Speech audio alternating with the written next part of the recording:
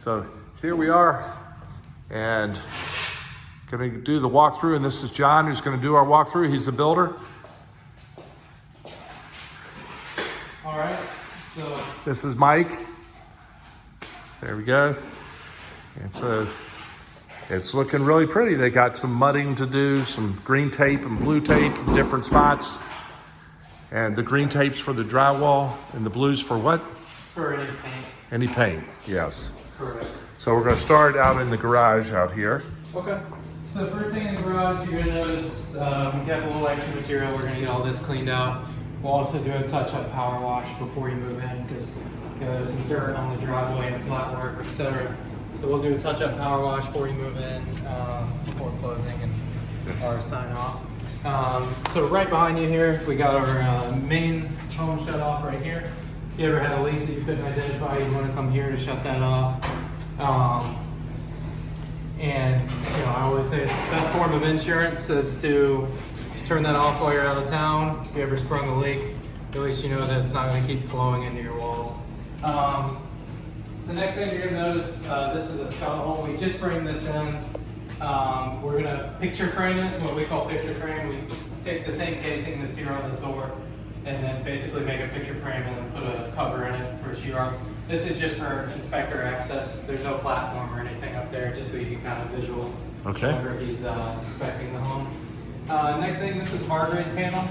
Hargray's low volt panel.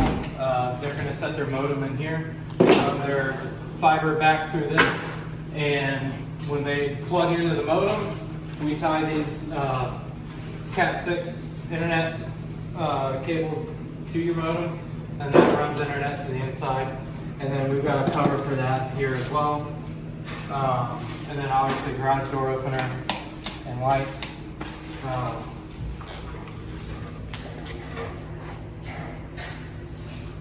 And then moving in here to the mudroom.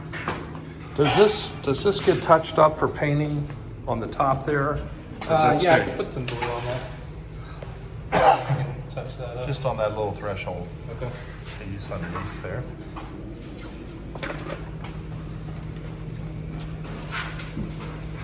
Thank you.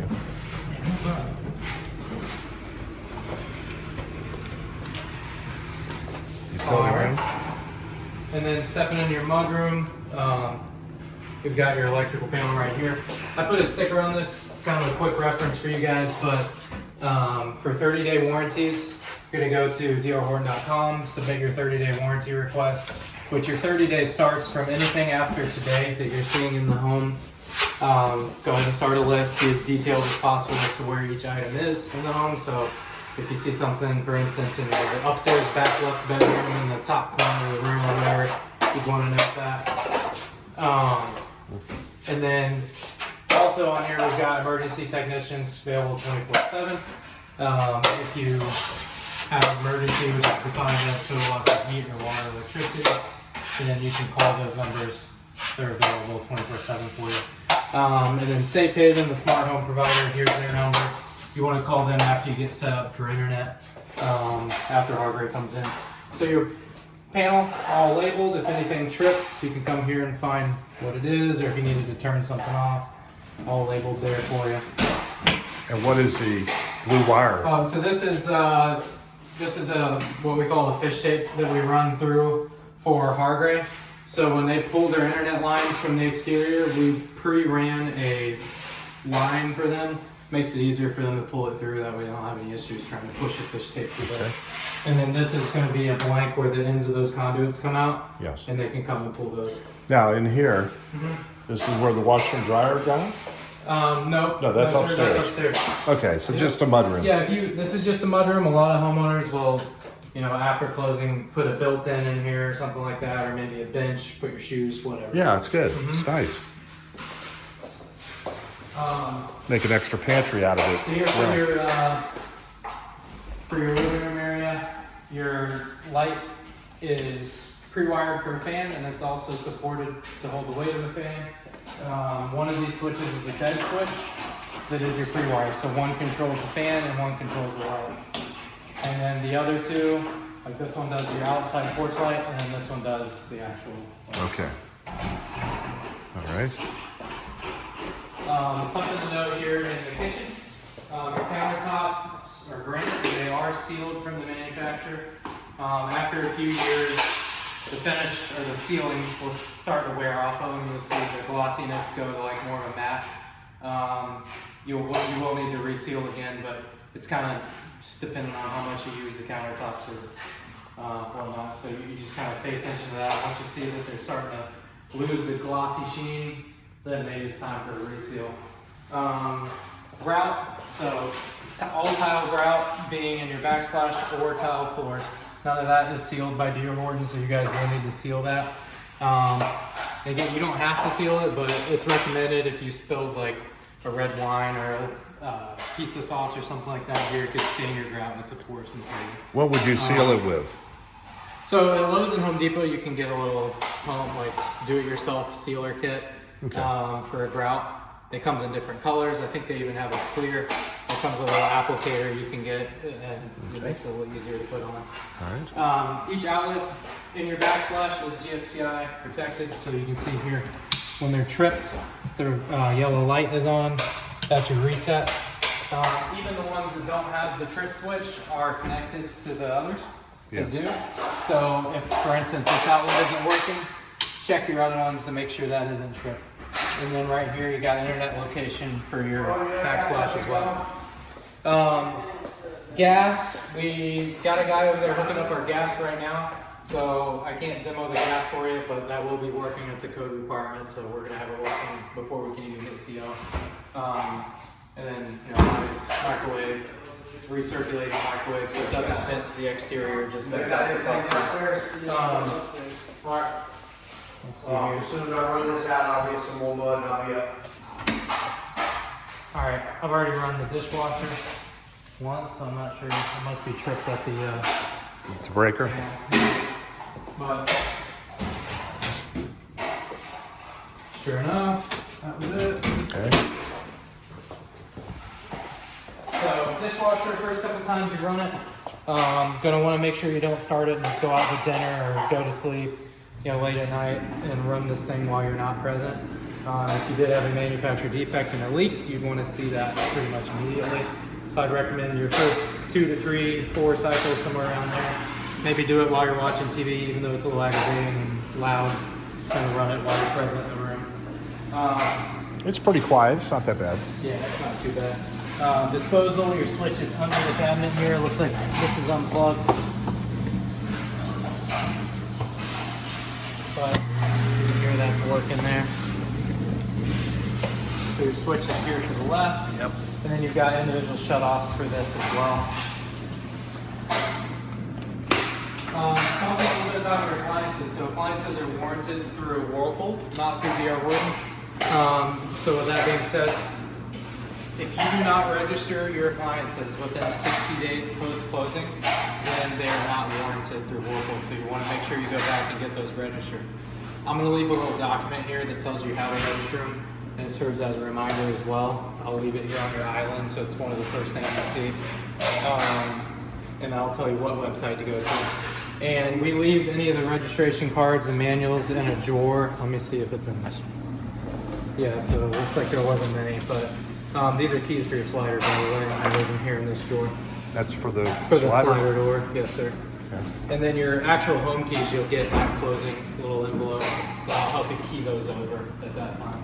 Okay.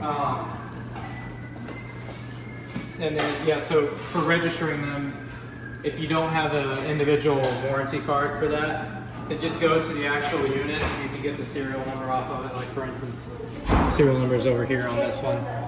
Each unit has its own serial number. You may have to go directly to the unit to get it, but it'll still work that way. Fridge.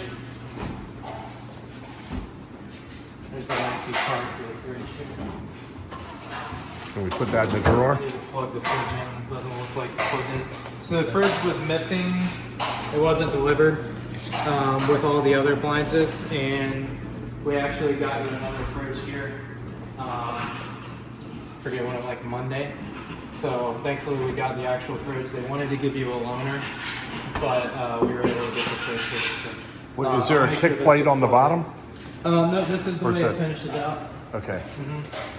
A lot of people ask that. I don't know why Whirlpool chose to finish it like that, but that is the way it finishes. Probably because it get kicked a lot. Probably.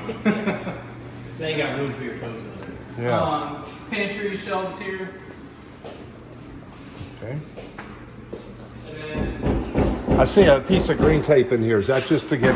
what's that? That's to paint the drywall. Is that or that green paint? What is that tape for? Just a little, oh yeah, up here. It's just a little On rough. top, yep, it's a little rough, needs some Okay. touch up. Which is what these guys are actually getting now.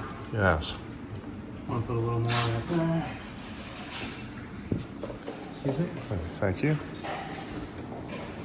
And then you've got another, obviously, coat closet right here.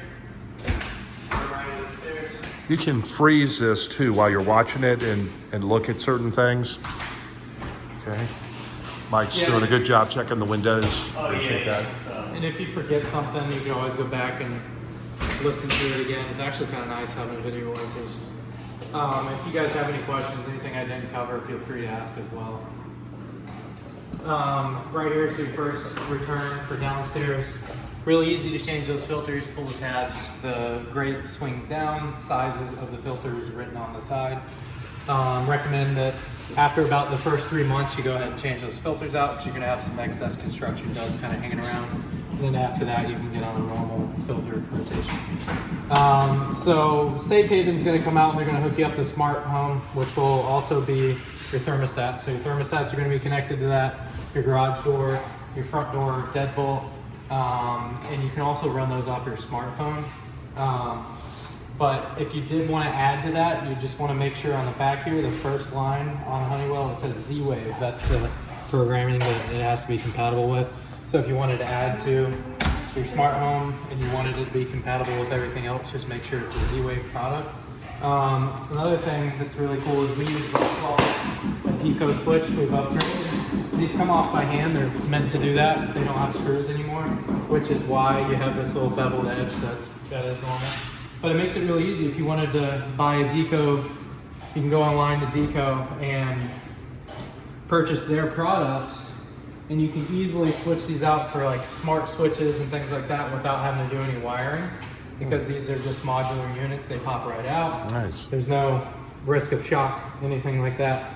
So you can buy the new Bluetooth compatible deco switch, pop it right in, then you would push that tab and pop it back on. Really simple. That's great. How do you spell that name? Deco? Yeah, let me look at it again. DECO or? Actually, if you forget, it's right here. DEAKO.com. That's the website you go to. It's, yeah, you can barely read it in there. DEAKO. Yeah, if you forgot, you can always just pop it in and take a look at it. Thermostat, really simple. You just got heat and cool. You have an auto also, but I recommend not setting the auto because around here during the summer especially, you might have, or well, fall, you might have cooler nights, hotter days, and that auto setting, your heat and air will be turning on and off all the time.